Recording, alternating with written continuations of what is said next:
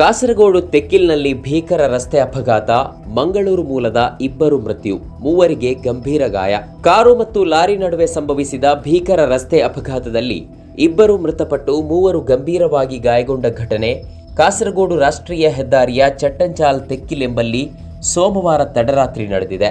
ಮೃತರನ್ನ ದಕ್ಷಿಣ ಕನ್ನಡ ಜಿಲ್ಲೆಯ ಸಜಿಪಾ ಬೈಲಗುತ್ತು ನಿವಾಸಿ ದಿವಂಗತ ಎಸ್ಪಿ ಮುಹಮ್ಮದ್ ಎಂಬವರ ಪುತ್ರ ಆಸಿಫ್ ಮುಹಮ್ಮದ್ ಮತ್ತು ನಾಟೆಕಲ್ ನಿವಾಸಿ ಅಬ್ಬಾಸ್ ಹಾಜಿ ಎಂಬವರ ಪುತ್ರ ಮೊಹಮ್ಮದ್ ಶಫೀಕ್ ಎಂದು ಗುರುತಿಸಲಾಗಿದೆ.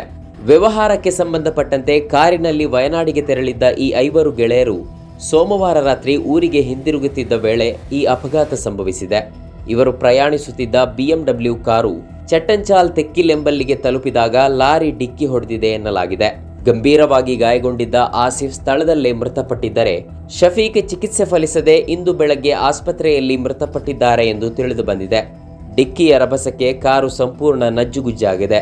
ಕಾರಿನಲ್ಲಿ ಸಿಲುಕಿದವರನ್ನ ಕಾಸರಗೋಡಿನಿಂದ ಆಗಮಿಸಿದ ಅಗ್ನಿಶಾಮಕ ದಳದ ಸಿಬ್ಬಂದಿ ಹೊರತೆಗೆದು ಕಾಸರಗೋಡಿನ ಆಸ್ಪತ್ರೆಗೆ ದಾಖಲಿಸಿದ್ದರು.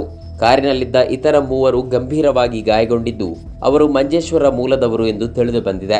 ಆಸಿಫ್ ಮೊಹಮ್ಮದ್ ಅವರು ಪತ್ನಿ ಮತ್ತು ಇಬ್ಬರು ಮಕ್ಕಳನ್ನ ಅಗಲಿದ್ದಾರೆ.